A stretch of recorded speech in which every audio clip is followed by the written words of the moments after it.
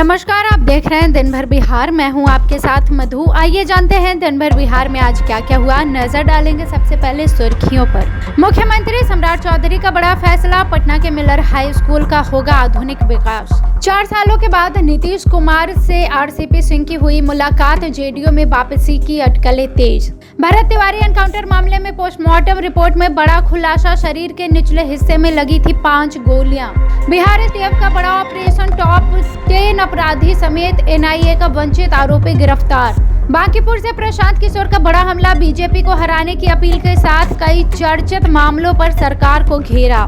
भरत तिवारी की मां ने आरा के एसपी पर लगाए गंभीर आरोप, कहा कि धमकी मिली थी, मीडिया से बोले तो चंदन का भी होगा भरत जैसा हाल। पप्पू यादव का बड़ा हमला, भरत तिवारी को न्याय और पीएमसीएच प्रिंसिपल को बर्खास्त करने की मांग। पीड़ित परिवार से मिलने जा रहे मुकेश सहनी को यूपी पुलिस ने रोका, बोले लोकतंत्र का गला घोटा जा रहा है। बिहार में कानून का राज, भरत तिवारी मामले पर मंत्री ने दिलाया न्याय का भरोसा, विपक्ष पर भी बोला हमला। बिहार में मौसम विभाग का रेड अलर्ट जारी, पूरे विभाग में भारी बारिश और आंधी की चेतावनी। अब खबरें जानेंगे विस्तार से। मुख्यमंत्री सम्राट चौधरी अचानक मिलर हाई स्कूल पहुंचे और वहां पहुंचकर उन्होंने औचक निरीक्षण किया, जहां उन्होंने स्कूल की व्यवस्था का जायजा लेने के बाद इसके समग्र विकास का बड़ा ऐलान कर दिया। इस दौरान उनके साथ विधान परिषद सदस्य नवल किशोर यादव भी मौजूद रहे। नवल किशोर यादव ने बताया कि मुख्यमंत्री ने मिलर हाई स्कूल को गोद लेने का फैसला किया है और इसे आधुनिक सुविधाओं से लैस करते हुए इसके इंफ्रास्ट्रक्चर का व्यापक विकास कराया जाएगा। उन्होंने कहा कि पटना के सबसे पुराने और ऐतिहासिक स्कूलों में शामिल मिलर हाई स्कूल के लिए यह सौभाग्य का दिन है। करीब 4 सालों के बाद पूर्व केंद्रीय मंत्री आरसीपी सिंह और जेडीयू के राष्ट्रीय अध्यक्ष और बिहार के पूर्व मुख्यमंत्री नीतीश कुमार की मुलाकात ने बिहार की राजनीति में नई हलचल पैदा कर दी है। पटना स्थित आवास पर हुई इस मुलाकात के बाद आरसीपी सिंह की जेडीयू में संभावित घर वापसी की चर्चाएं तेज हो गई है। मुलाकात के बाद आरसीपी सिंह ने इसे आत्मीय भेंट बताते हुए कहा कि नीतीश कुमार आज भी उनके नेता हैं और किसी को भी उन्हें कमजोर समझने की भूल नहीं करनी चाहिए। वहीं जेडीयू में वापसी के सवालों पर उन्होंने फिलहाल कोई स्पष्ट जवाब नहीं दिया है। दूसरी ओर मुलाकात के दौरान उनके समर्थकों के हंगामे और जेडीयू नेताओं की प्रतिक्रियाओं ने भी इस राजनीतिक घटनाक्रम को और चर्चा में ला दिया है।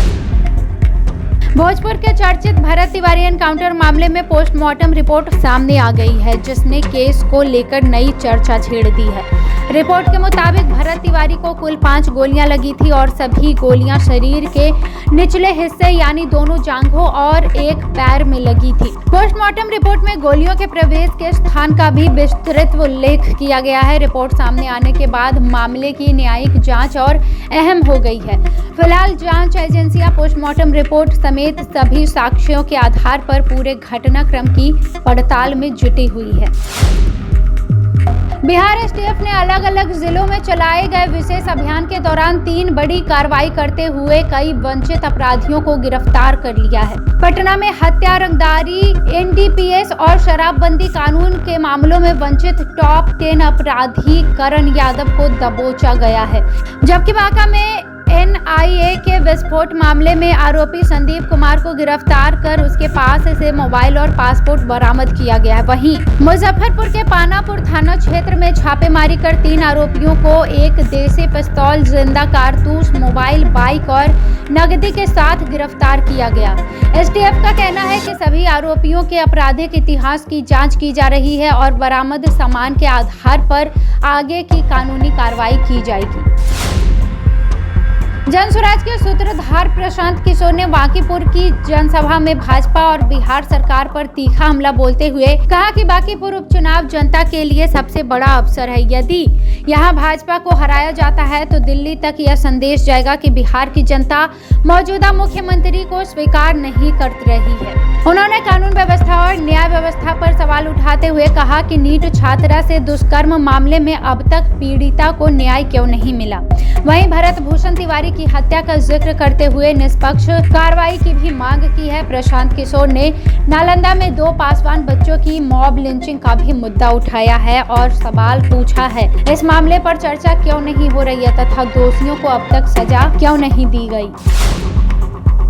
भोजपुर के चर्चित भरत भूषण तिवारी कथित एनकाउंटर मामले में एक बार फिर से नया मोड़ आ गया है।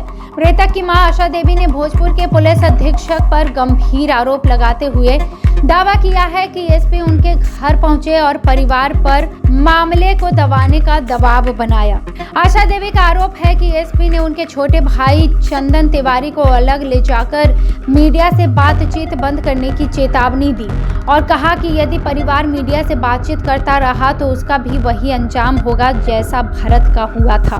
परिजनों के इस दावे के बाद मामले को लेकर एक बार फिर सियासी और कानूनी हलचल तेज हो गई है। हालांकि इन आरोपों की स्वतंत्र रूप से अभी पुष्टि नहीं की गई है और भोजपुर पुलिस की ओर से इसके संबंध में अब तक कोई आधिकारिक प्रतिक्रिया सामने नहीं आई है।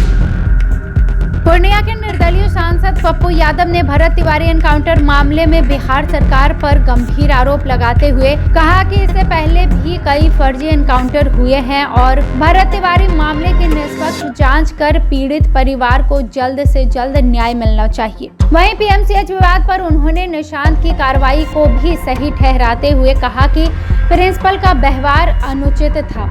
पप्पू यादव ने आरोप लगाया कि कुछ डॉक्टरों को छोड़ दे तो ईमानदारी से काम करने वालों की संख्या बहुत कम है और अनुशासनहीनता के आरोप हटाए गए प्रिंसिपल को अब सेवा में भी नहीं रहना चाहिए, उन्हें बर्खास्त कर देना चाहिए।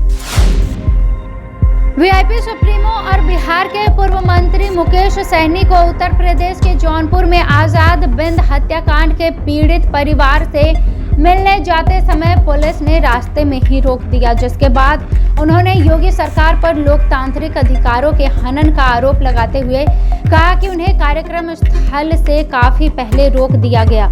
ऐसा व्यवहार किया गया मानो वो कोई अपराधी हो। मुकेश सहनी ने कहा कि पीड़ित परिवार की बेटी पिछले कई दिनों से न्याय की मांग को लेकर धरने पर बैठी है, लेकिन सरकार कार्रवाई करने के बजाय मिलने आने वालों को भी रोक रही है।